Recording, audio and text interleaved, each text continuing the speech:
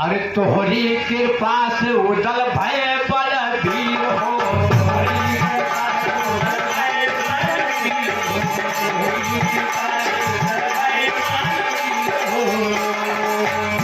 अरे सिरसा के मलखान गए बजन शरीर हो।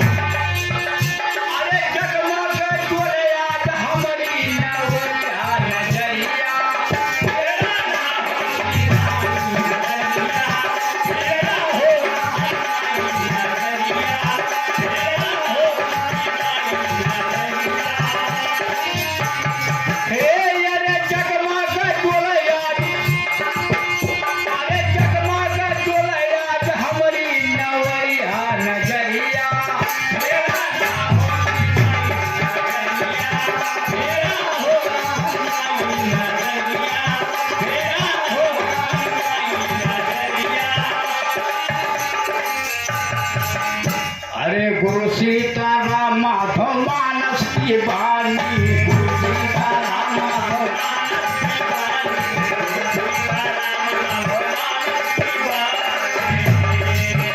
अरे जेपी कलम कविता साचे में शांति। जेपी कलम कविता साचे में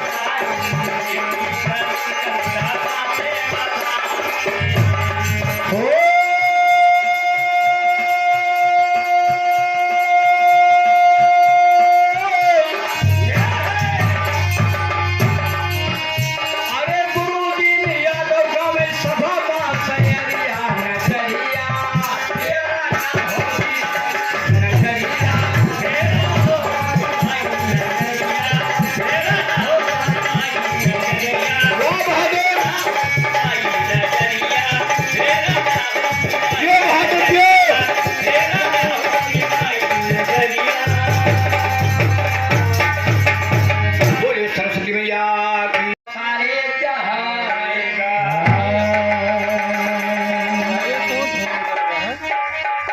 कहना क्या है? वैसे भूतों ने रामायण लिखा है कि बड़े भागे मानुष तन पावन। असुर नर मुनि सब ग्रंथ ही गावा। 84 लाख यौन भ्रमण करने के बाद मानव तन मिला है। आसानी मानव तन नहीं मिला है, लेकिन इस तरह का सदुपयोग करना है, दुरुपयोग नहीं। गोसाई महाराज रामायण कहीं नहीं लिखे हैं कि बड़े भाग गधा तन पावा। बढ़िया का ना कहना क्या है? तो मनुष्य मिला है तो वो सभी रामायण लिखा है।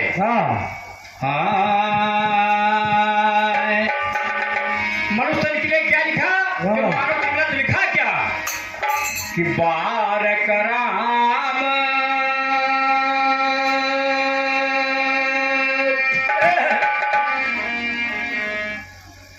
बारक राम कहत जग जेऊ अहो तो तरने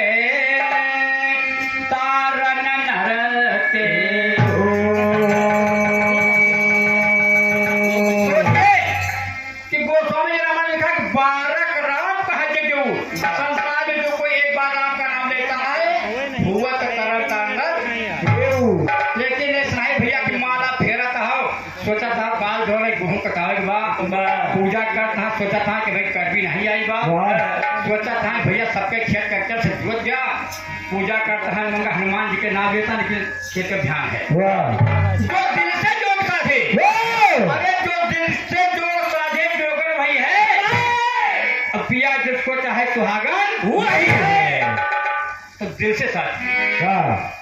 यह भैया माला फेरा करा, जब माला छापा तेरे शरीर को काम मन काचे नाचे बेटा साचे राचे, तो लेकिन है देखिए कोई बात है।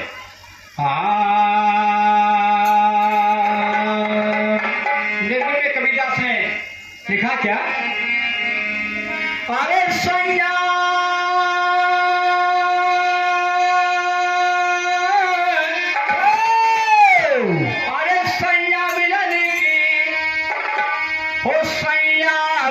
की करो जतन सखी सैया मिलन की हो, करो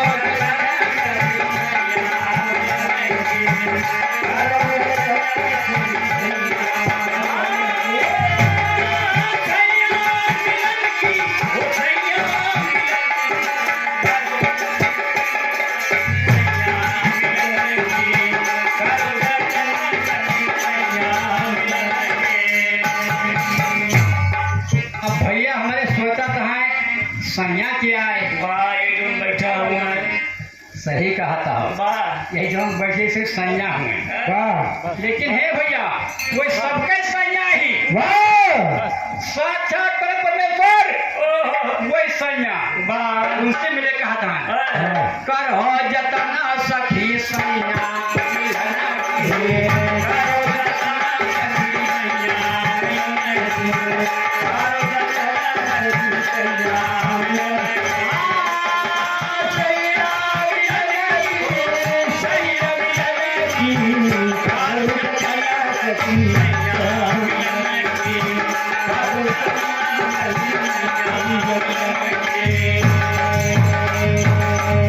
गुड़िया गुड्डा सूपा सुपलिया, गुड़िया सूपा सुपलिया, गुड़िया गुड्डा सूपा सुपलिया,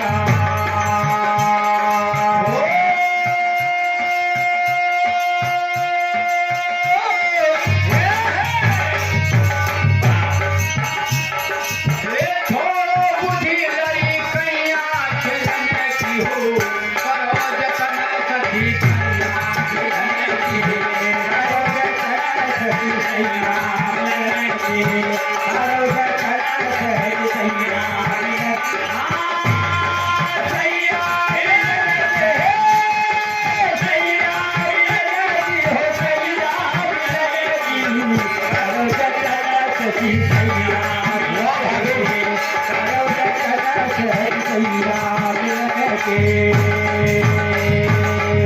वही सैया कहाँ राज भैया, अरे वो मुझे तारी अजबा रंगा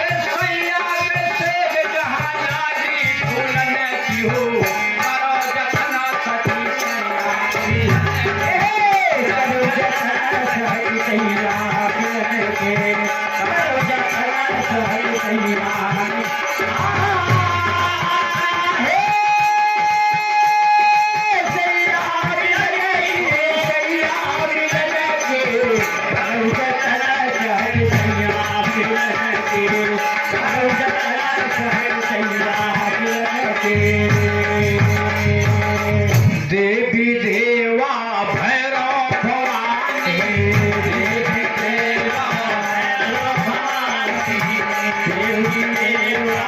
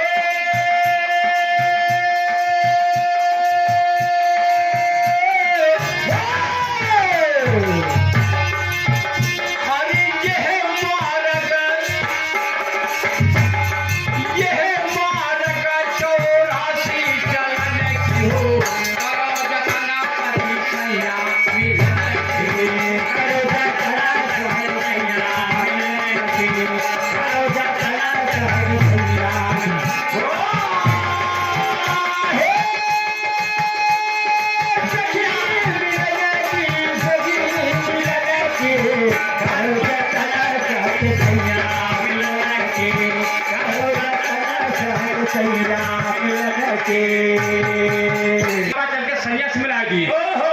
दोनों को जब मेल हो जाए तो क्या कहना है? वाह वाह। हाँ भैया, अगर कुछ ऐसा काम करो दुनिया में नाम हो जाए, हाँ। माला तुम फेरो, माला ये फेरे कि सरेआम हो जाए। लेकिन वो माला नहीं, माला फिर बताने की सोचा था।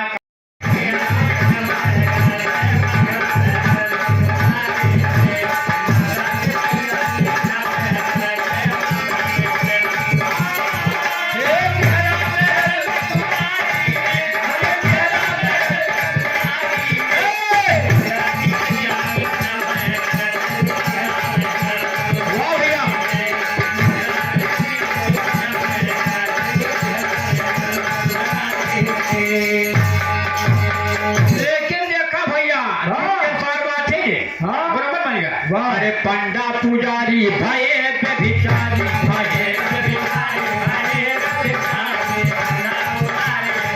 व्यभिचारी, ऐसे कहोगे पंडा पुजारी लोग। आप लोग सुना होगा, नाम सुना होगा, हम बताएंगे नहीं क्या पंडा पुजारी से भय हैं कि पंडा पुजारी भये व्यभिचारी, भये व्यभिचारी, भये व्यभिचारी, भये व्यभिचारी।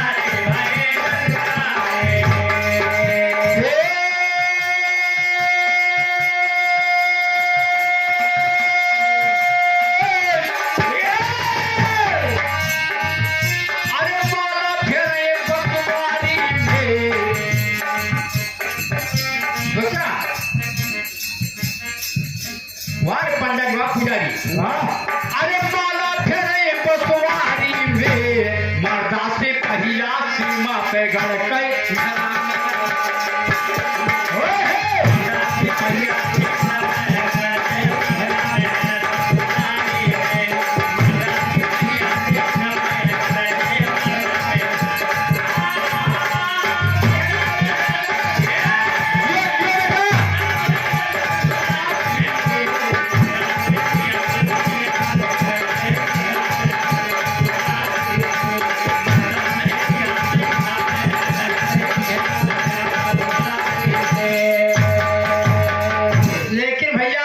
नोटन मजाली से बैंक में आप पहुंचे, रुपया निकलवाए, लेकिन 500 नोट आज भी तक कीजिएगा। अभी 5 नोट में गड़बड़ी है, कहीं में नहीं गड़बड़ी है, अभी गड़बड़ी है। नोटन मजाली से गड़बड़, घर वाली से ससुराल साली से रहा 3 कदम। भैया घर वाली सुनते बातों, यहाँ प्रोग्राम पे चले आए, घर में चाहे जो तब तक बेचे बिकने जो का जो रहा 3 कदम, रहा 3 कदम दूर ही ना, तीनों से रहा 3 कदम, रहा 3 कदम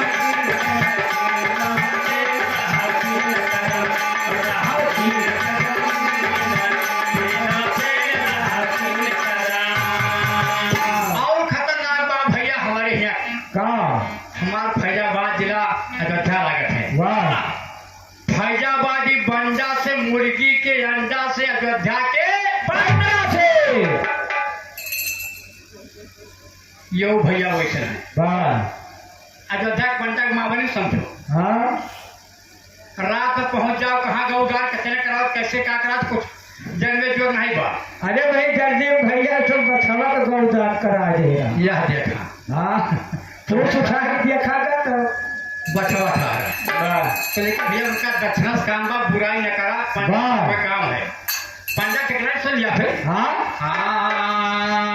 हे लगाए बैठे हुए समुद्र के किनारे घाटे पे, हे लगाए बैठे हुए, हे लगाए बैठे, अरे पंडा डंडा मा झंडा लगाए बैठे, डंडा मा झंडा लगाए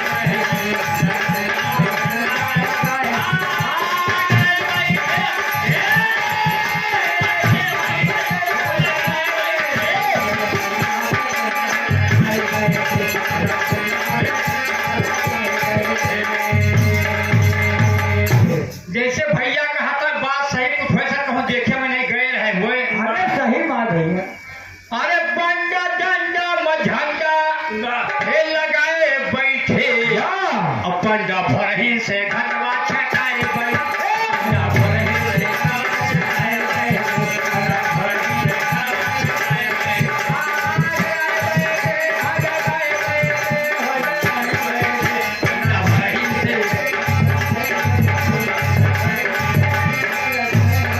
तो कहा गया कि भैया फैजाबाजी बांडा से मुर्गी के अंडा से हो भैया संभाला हमारे गांव का बाजार लागत है वाह कहाँ बताई कहत नहीं बनता है संधा तो होकर सख्त अंडा खत्म हो जाता वाह अब न जाने कहाँ वाले खाए वाले होता है वाह अब कितना डेंजर है वाह। खुद एहसास करेंगे वाह जब डॉक्टर साहब संपर्क करने बताएंगे तो तीनों खतरनाक फैजाबाजी बांडा मुर्गी का अंडा झक मंडा अगली लाइन देखिए वाह समय को देखते हुए लौंडा में मुठमुंडा से जैसे ढोलक मास्टर देखा हुआ हाँ लौंडा में मुठमुंडा से लोफर या गुंडा से पुलिस के डंडा से यस करो बाबा धर्म मनाओ वाह हे जमुनानाथ बाबा पुलिस से हमका जरूरत ना पड़े वाह इनसे दूर रखा पाले पड़ा रहे थे नहीं पाले तो नहीं पड़ा है हाँ लेकिन भैया तोरे खंडासा पुलिस चौकी बात तो वो देखत होगा तुमका आभास होत हुई हमारा घर ग्रामीण पर तुम तो नहीं देख पाओ वाह लेकिन देखो ऐसे बचा के रखा वाह लौंडा में मुठमुंडा से बात आज जब मुठमुंडा आज कहे जावे कोई ऊपर लिखे वाह शाम फोन कर कहीं चाहिए तो नवचंकी मांगा मुठमुंडे ही बात असलियत है झूठ बोल गए स्थान तो लौंडा मुठमुंडा से लोफर या गुंडा से इन्हों बीच में ना पड़ा भैया वो कहूँ बतला कोई चार का तो थोड़ा भैया अपना काम करा लौंडा मुठमुंडा से लोफर या गुंडा से पुलिस के डंडा से रहा तीन कदम दूर ही ना तीनों से रहा तीन कदम रहा तीन कदम दूर ही ना, तीनों से रहा तीन कदम रहा तीन कदम दूर ही ना, तीनों से रहा तीन कदम। बोले जमुनानाथ बाबा की जय अब मैं चाहूंगा कि जैसा हमारे डायरेक्टर महोदय दिशा निर्देश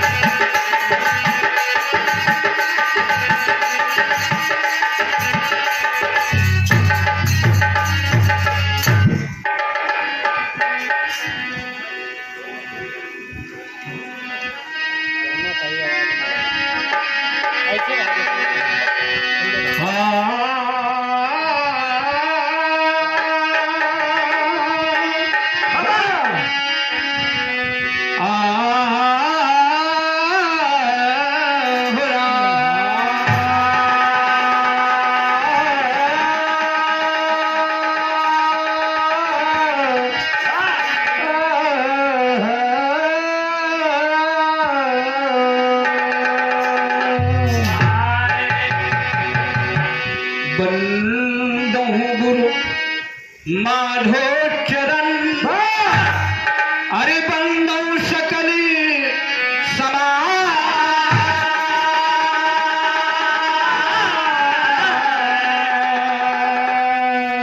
आदि शक्ति सातो बहिनी की राखो सभा में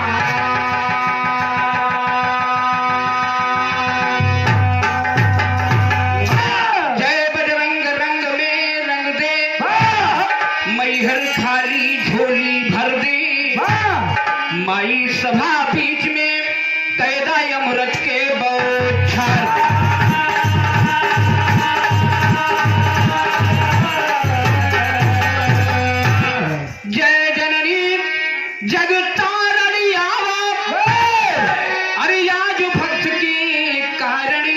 कष्ट निवारण मैया नैया की पटवा।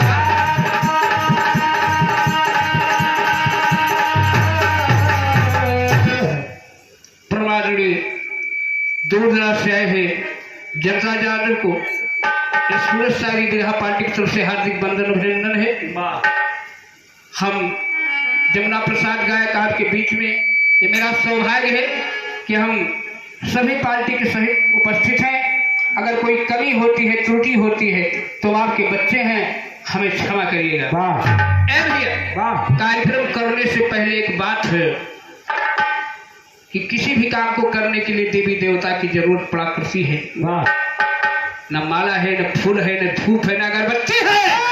अरे ये दोनों हाथ खाली है माँ, भक्त की लाज को बचा ले। एक लाइन तर्ज है कि सरंगिया वाले कडेरवा, सरंगिया वाले कडेरवा बतई देर छटकी नाना की।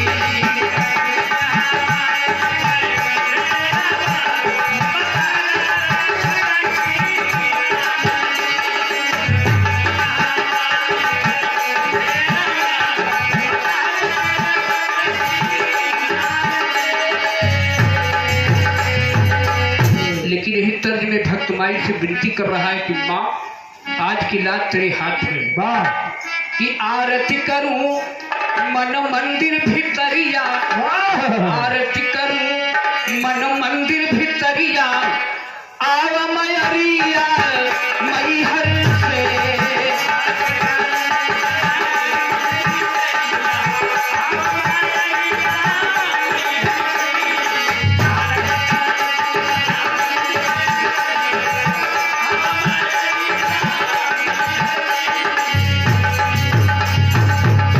जितने देवी देवता हैं माँ के चरणों में पड़े हैं। क्यों? क्योंकि स्वर की अधिष्ठाता माँ देवी है। कि ब्रह्मा विष्णु करे स्तुतिया, माई धई के धिया नवा।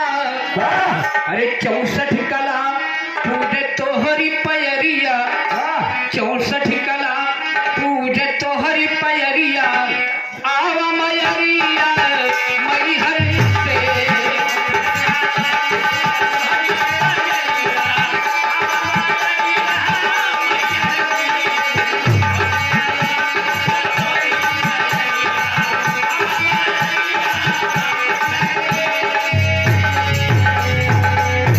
देखिए समय का हम पूरा ध्यान रखते हैं। अभी आपके बीच में हमारे जो पार्टी के गार्जियन हैं गुरुदीन यादव जी ने आपके बीच में रखा अपने गीत को प्रस्तुति दिया। माँ की वंदना आखिरी लास्ट लाइन कहना है। गुरु सीताराम माधव के ज्ञानी ज्ञानवा प्रसाद गाँव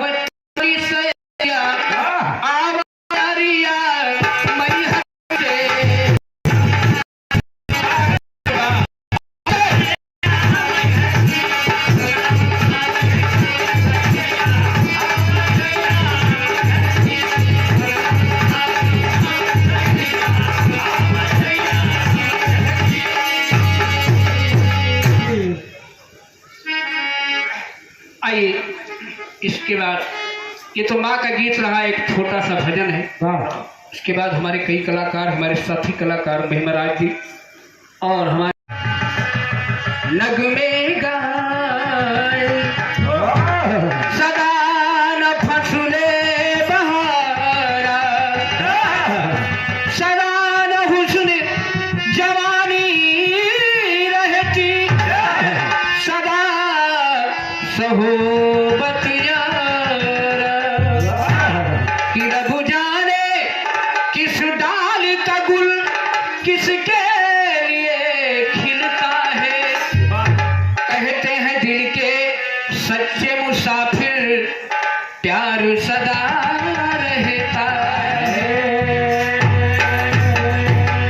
मेरे भाई ये आप प्रेम से आए हैं, किसी बंधन से बंध के नहीं आए हैं। बाबा जी का दरबार है और दरबार में अगर आप हाजिरी लगाएंगे, एक नाइट की हाजिरी लगाएंगे, गारंटी है बाबा आपको सालों साल की रातें मिलेंगे। क्यों मिलेंगे? पहले भक्ति करके देखिए, शक्ति तो बाद में मिलेगी। आज जगराता है, इसमें आप समय दीजिए। बाबा आपका भंडार भरा रखिए। बहुत बहुत धन्यवाद। एक छोटा सा भजन। अरे दाग पिया, दाग पिया, अरे दाग पिया मोरी चुनरी में परी गए। दाग पिया मोरी चुनरी में परी गए। दाग पिया मोरी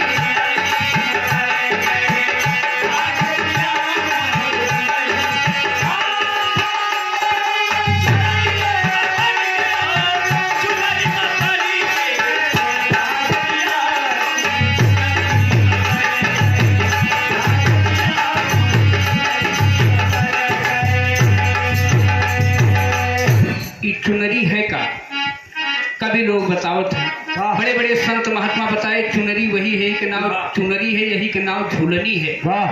ये झूलनी इसलिए है कि आप कितनो डपोट के का बैठा लेकिन हीला बंद न करी, और जौने दिन हीला बंद कर दी ये दुनिया से विदाई न हो जाए। भैया ये है चुनरी के बचवा। इस चुनरी मोरी ससुर से आई,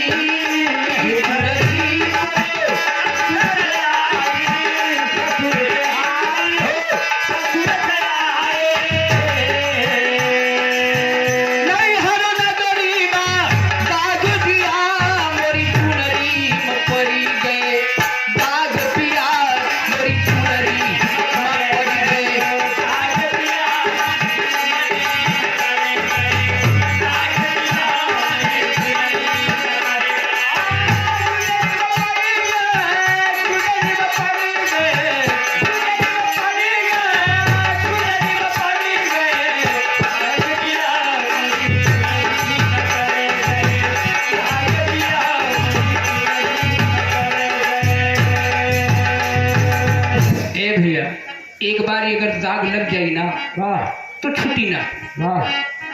ये पूरी धो धो कटी कटी के एक धागा अलग अलग हो जाए, बाकी वो दाग ना हटे। ये हमारी जरूरत बा कि अपने आप का बच के चला। कहना है कि मली मली धोयो दागिना छूटे, मली मली धोयो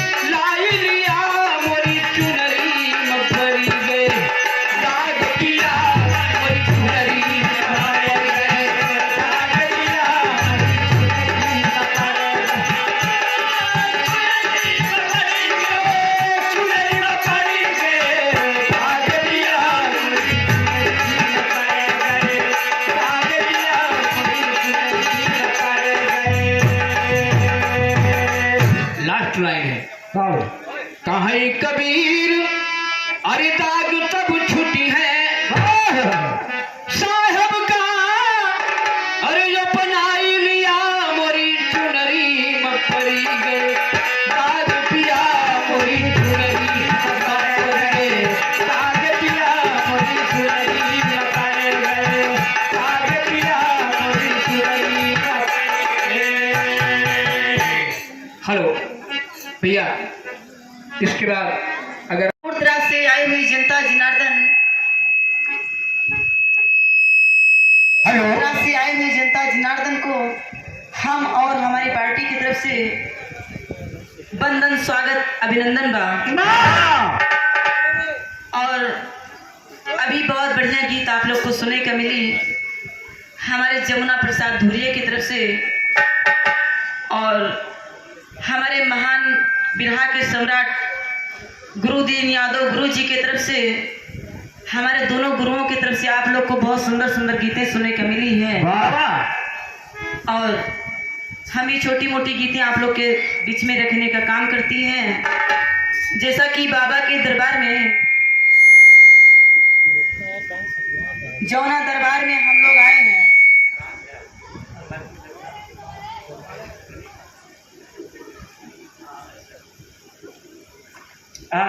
जिस दरबार में हम लोग आए हुए हैं, जो भी आया है कोई खाली नहीं जाएगा।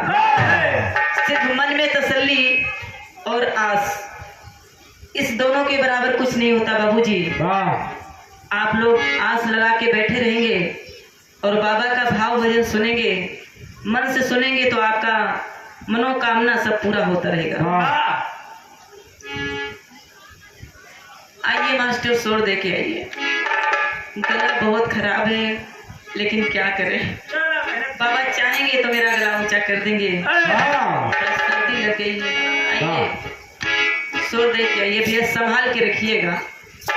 तोरे ऊपर बस अब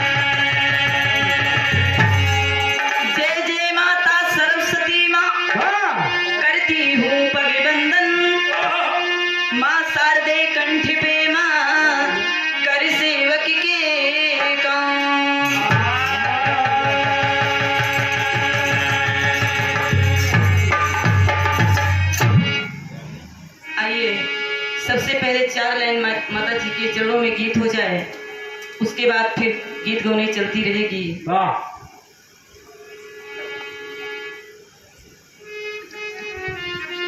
कहीं ना हो कोई भी बच्चा हो, अगर माँ से रोता नहीं तो दूध नहीं पाता है। तो हम लोग उनके सामने और जमुना दास यानी जमुनानाथ बाबा के चरणों में रोने आए हैं। बाबा चाहेंगे तो हम लोग को हंसा के भेजेंगे। और हमारे दर्शक श्रोता बंधु, जो भक्तगण लोग बैठे हुए हैं, माँ बहन पिता तुल बुजुर्ग भैया लोग जो बैठे हुए हैं, हम सारे लोग हंसते हुए जाएंगे। बाबा का दरबार इतना बड़ा है कि भंडार से खाली नहीं जाएंगे बाबू। तो आइए 4 लाइन का गीत माँ जी के चरणों में हो जाए। कहना है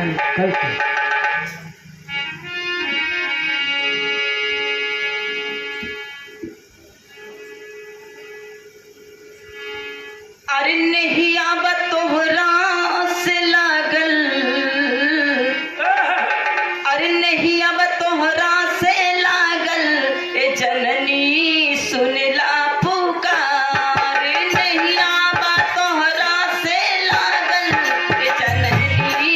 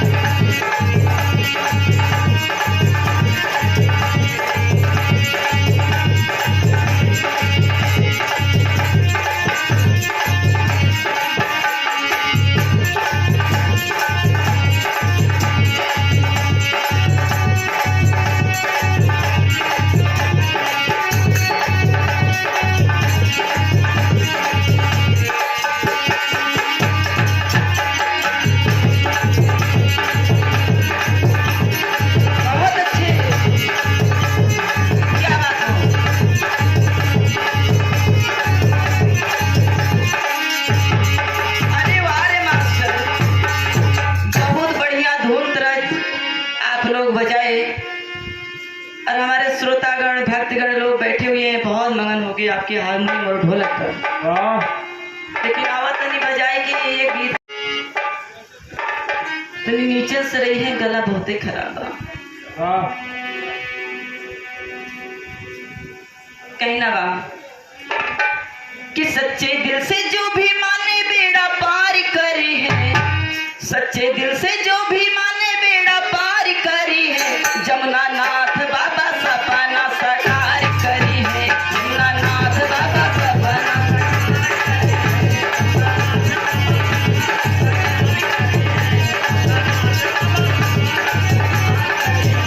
सच्चे दिल से जो भी माने बेड़ा पार करी है, सच्चे दिल से जो भी माने बेड़ा पार करी है, जमुना नाथ बाबा सपना साकार करी है, जमुना नाथ बाबा।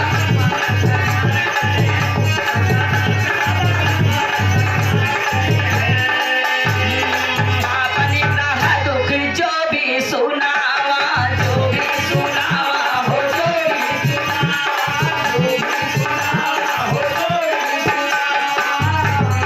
कहा दुख बाबा ने दूर भगावा,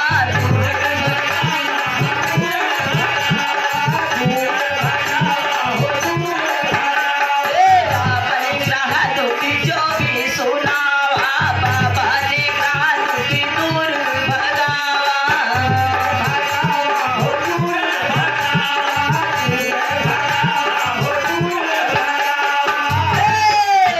जिसका हुआ भला जय जयकार करी है, जिसका हुआ भला जय जयकार करी है, जमुना नाथ बाबा सपना साकार करी है, जमुना नाथ बाबा।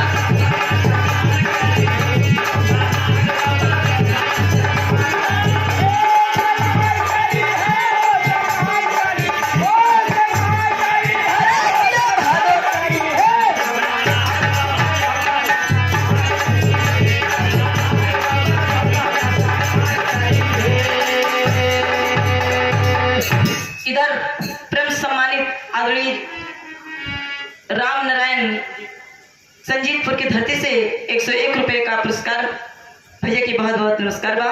वाह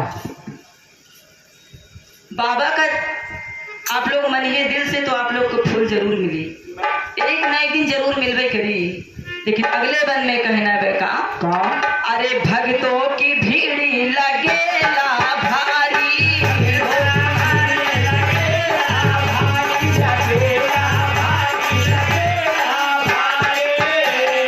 आओ भजन सब करे नर नारी,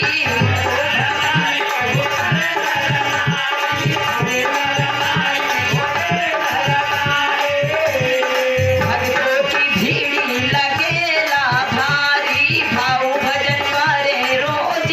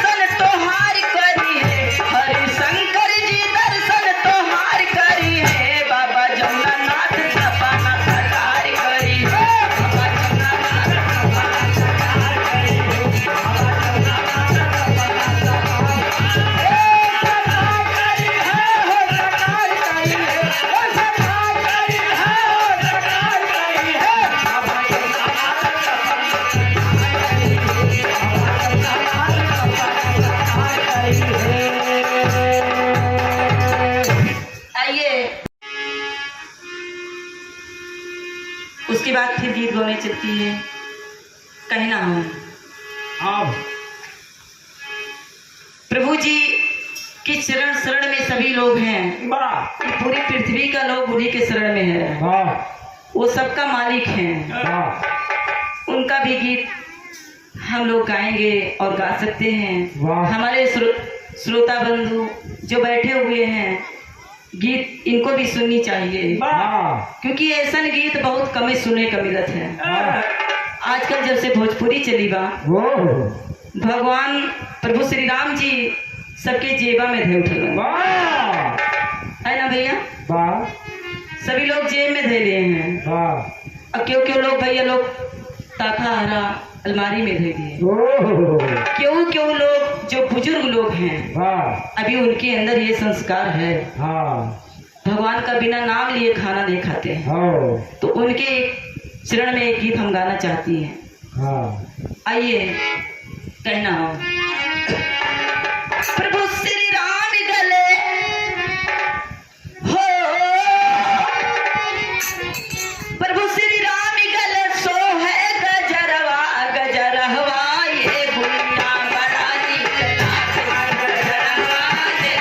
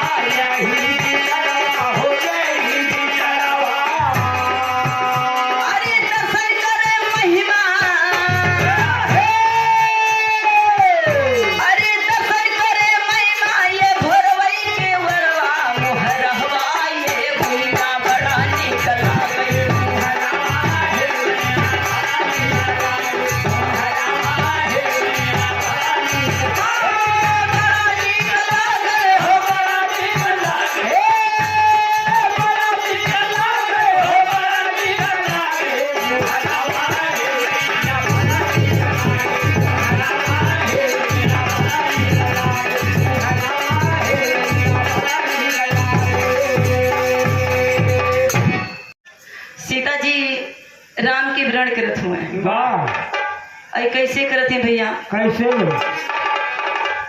सारी सहेलियां सीता जी के बीच में बैठी हुई हैं वाह। और गा रहे हैं। का गा रही हैं? काऊ। निकला के सीता के सजनवा,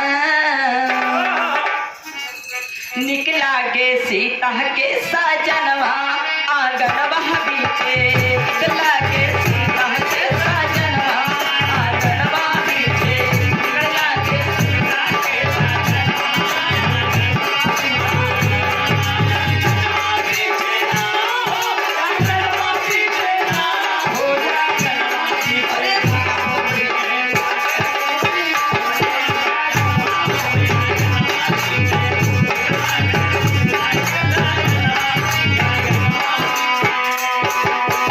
यही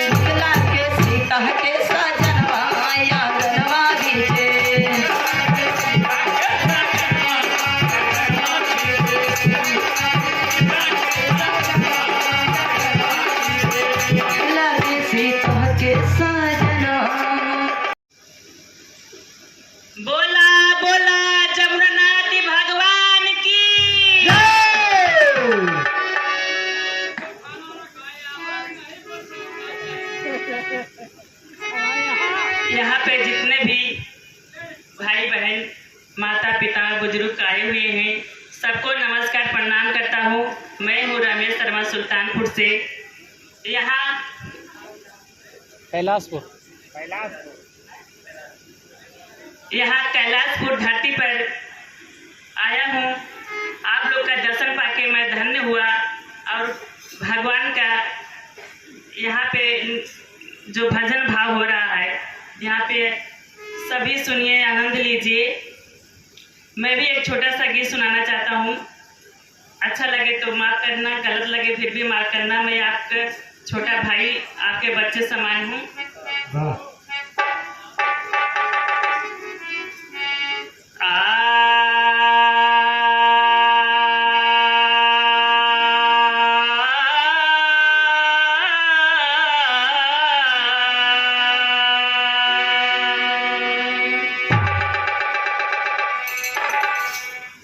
अरे गुरुमूर्त शिशु चंद्रमा चतुर्भुज नयन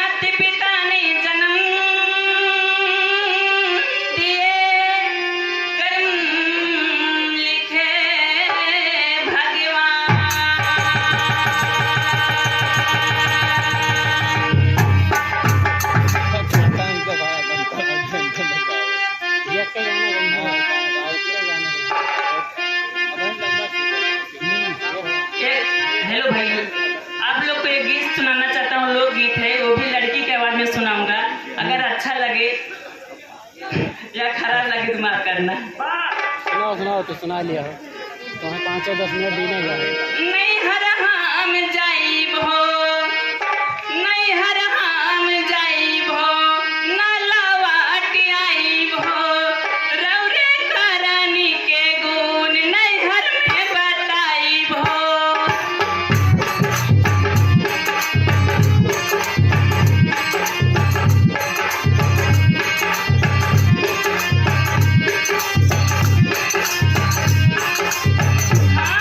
चाहे पिया तोहर झरे जवनिया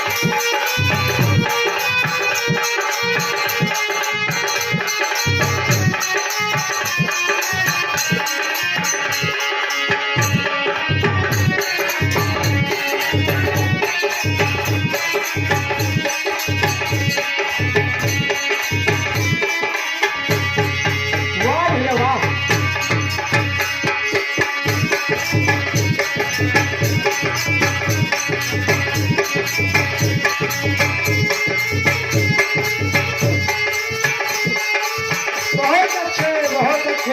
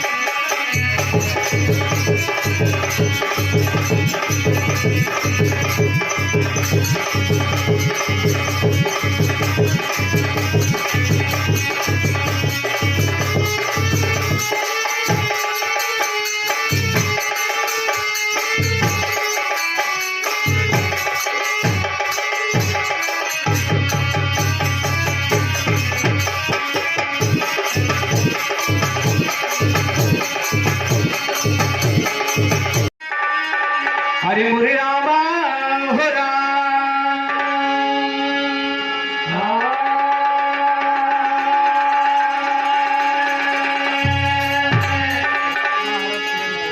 माया मणि नमन मरा कि मरमर गए शरीर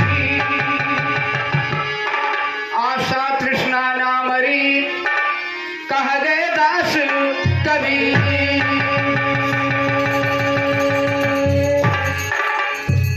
आजकल देखत होगा कि आदमी माई बाप से सेवा ज्यादा कुकुरे के करत बा। 50 50-50, 20-20 हजार के खरीद ले हैं। वाह दोनों टाइम न हुआ हुआ थे। उनका पूरी सेवा भांत करी है। अगर इतना वाह। माई और बाप को हो जाए वाह कितनी मजा हो। वाह माँ का दर्द तो माँ ही बता सकती है। वाह माँ से बड़ा ही दुनिया में कोई नहीं है। शायद माँ न होती तो दुनिया के दर्शन न होते। अरे चली गई जवानी, चली गई जवानी, जियत करा हो कहाँ चली गई जवानी, जियत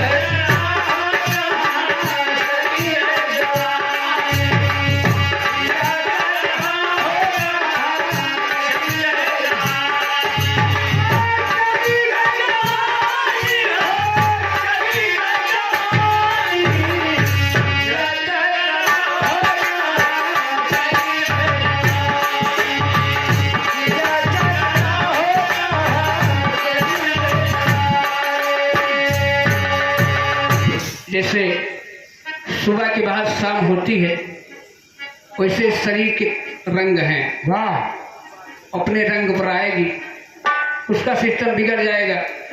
नई मशीन रहा थे बाबू वाह तो कब पूछैया बहुत रहा था। ओहो लेकिन पुरान मशीन हो जाई वाह तो कब पूछैया क्यों न रह जाए। वाह और चेत के जरूरत बा। वाह आदमी जब समय निकल जाता ना तो समय का पछतावा होगा ओहो कि चेत करा हो कहाँ चली गई जवानी।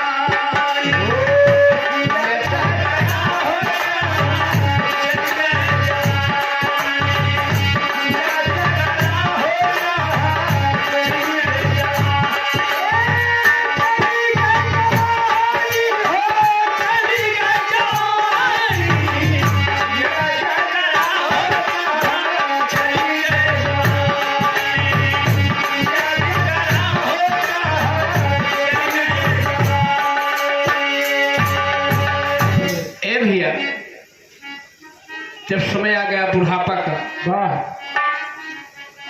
अपना नहीं खाएगा दहरन के कपड़ा देहा, काफी फीस दवाई हमें बतावा कि नहीं सब जानता। वाह लेकिन जब अब तुहार जरूरत गेदहरा के लागे वाह तो गेदहरा भागत बा, वाह देख रेख नहीं करा चाहता है वाह कि हथवा बुढ़ाने गोड़ावा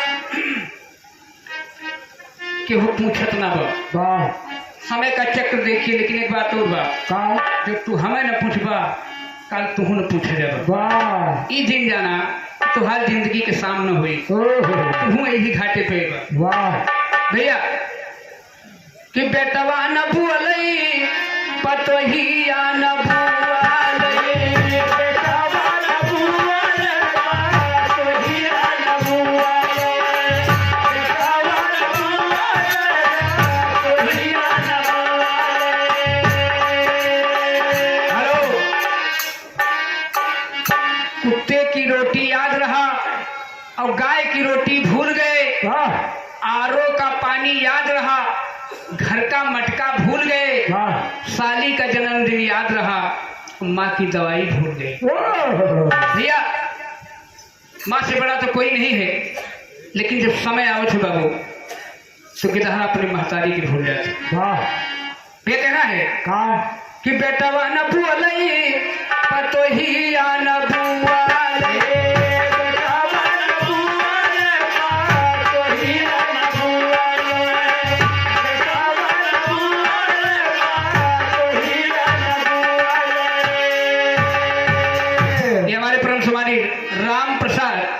कैलाशपुर की तरफ से 21 मुद्रा प्रदान है। आपका आशीर्वाद हम बच्चे आगे बढ़े। वाह। बहुत बहुत धन्यवाद।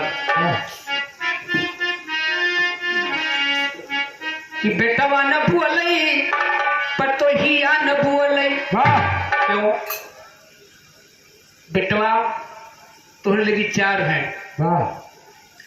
4 जने के 4 मेहरारू अलग अलग से आई। चूल्हा में बोली बोली टूठे सक गए भाई खोपड़ी फाट गए। जो वह 4 जने 4 जगह से हैं तो वही तो अलग रहबे करी है, लेकिन तू तो चारों जने एक कोखिया कहो। कम से कम तू जने अगर 4 जने इकट्ठा रहा तो बहिरे के आई मेहरारू का कैसे कि बेटा वाना बुअलई पतोहिया न बुअलई मांगई दूध मिलत नाही पानी चियत करा हो साहब चली गई जवानी चियत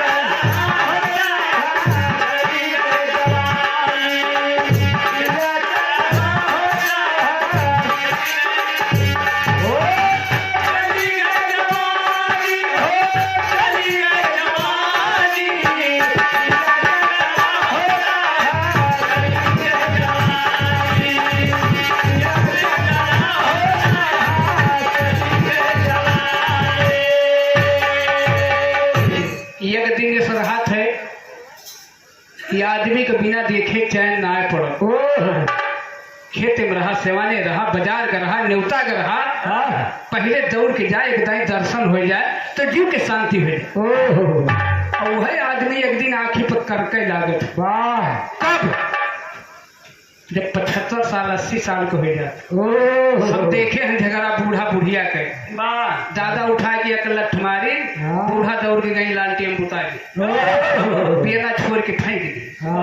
समय का रंग है, जीवन है, कभी रंग है कभी बदरंग है। आज आप राजा हैं, कल भिखारी होंगे, ये दोनों हाथ खुले होंगे। कुछ नहीं होगा तुम्हारे हाथ में, यही सब रह जाएगा। क्या फर्जी बेईमानी पर लगे हो यार। अपने आप को साधो, समाज में अपनी एक पहचान बनाओ, हरि के चरण में विनती कर लो।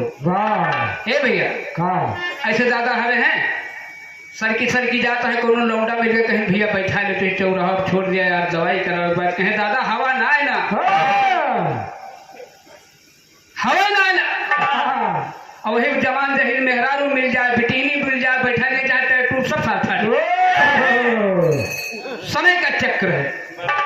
बने बने के लाखों निशान होते हैं, अब बनी बिगड़ जाए तो दुश्मन 1000 होते।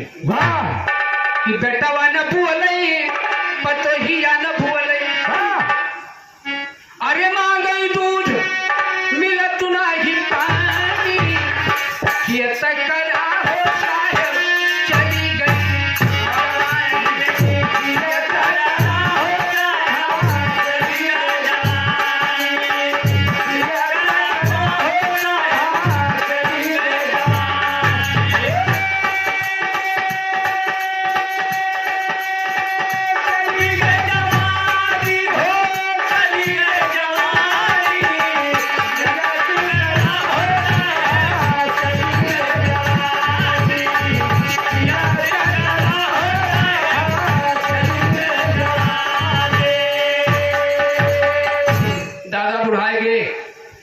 नाती सब क्रिकेट खेलता है।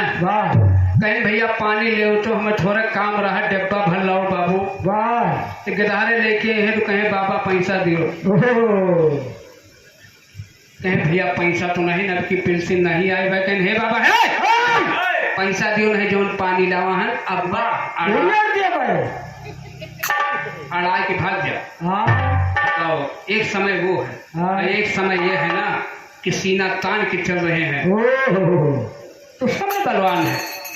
और उसी समय के चक्र में जब ब्रह्मा विष्णु महेश फंसे हैं, आपकी बिसात ही क्या है, आपकी कीमत मच्छर से ज्यादा नहीं है।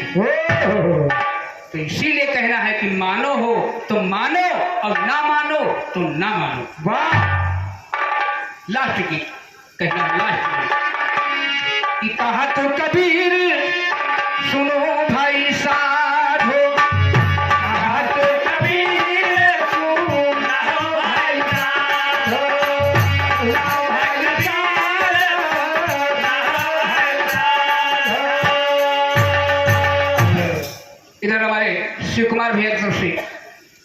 मुद्रा प्रणाम है, बहुत बहुत धन्यवाद, आशीर्वाद की कामना है। कि कहा तो कभी सुनो भाई साधो, गुरु के चरनिया में बड़ी है रानी, ये तय करा हो सतगुरु चली गई जवानी, ये तय करा हो सतगुरु चली गई जवानी, ये तय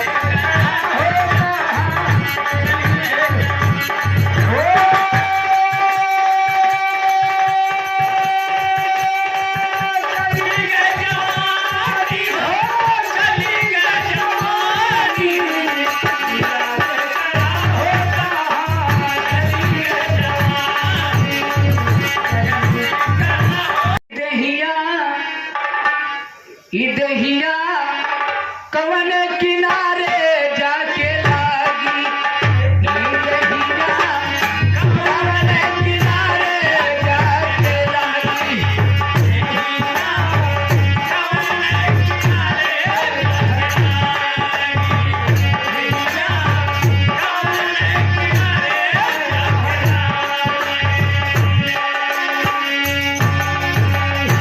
और पता बा कि देही के का हुई नहीं पता बा, ये घर में होगा या प्रदेश में होगा, खेत में होगा, क्या होगा रब जाने बा, क्योंकि जब उधर से रिमोट दबेगा खिलौना जहाँ का तहाँ पड़ा रह जाएगा। किनारे जाके लागी दहिया कवन किनारे जाके लागी,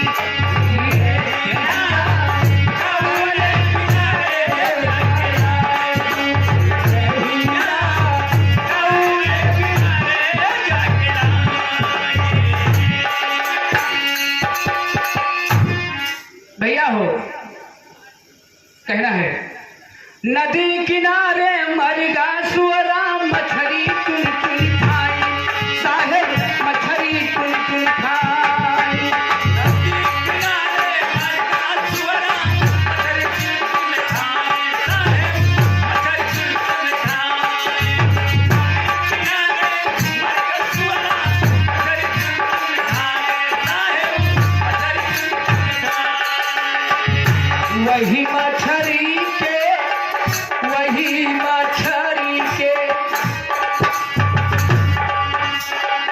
वही मछली के तुरकई खाए,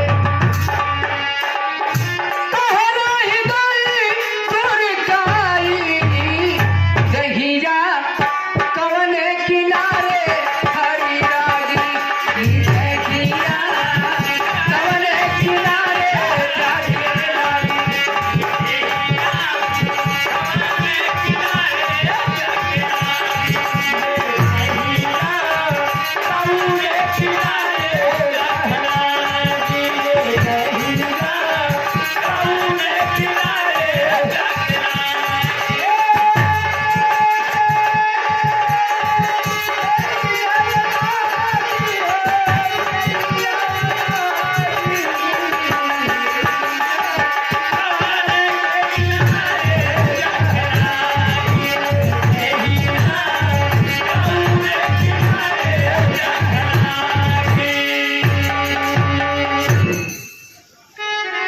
दाहिनी सम्मुख रखे प्लेट और 3 देव रक्षा करें पान बीड़ी सिगरेट। 2 मिनट के लिए सरकारी छुट्टी है, उसके बाद यथावत कार्यक्रम बना रहेगा। बहुत बहुत धन्यवाद, आशीर्वाद की कामना। दूरी करा दुखवा,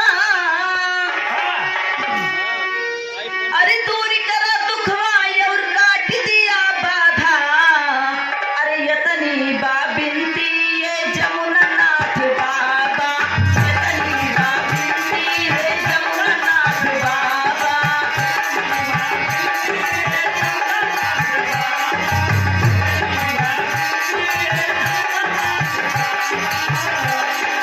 तू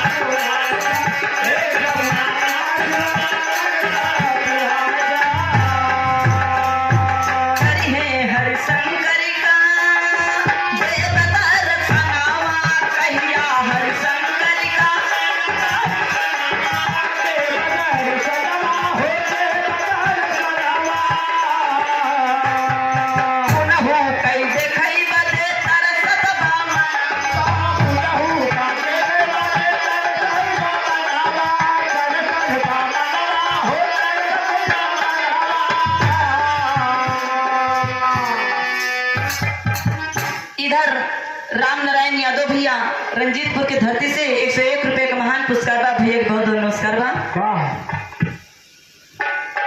का है हरिशंकर का देवदार सनामा,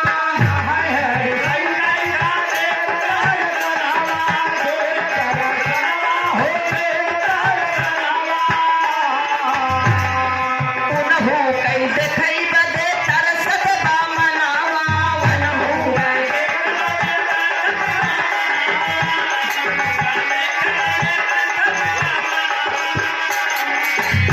अरे गिद्दिया महिमा के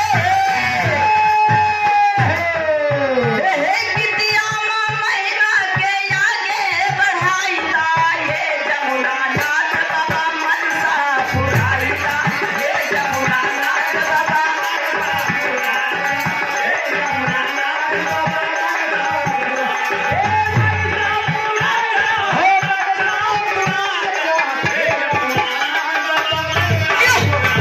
क्या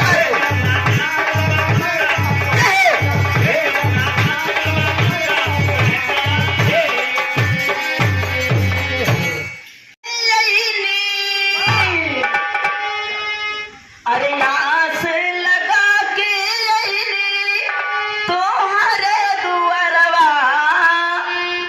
बाबा कौन है? जमुना ना आस लगा के अइली तोहरे दुअरवा, जमुना नाथ बाबा ना, जमुना नाथ बाबा ना, पूरा कैदा मोर सपनवा, जमुना नाथ बाबा ना, पूरा कैदा मोर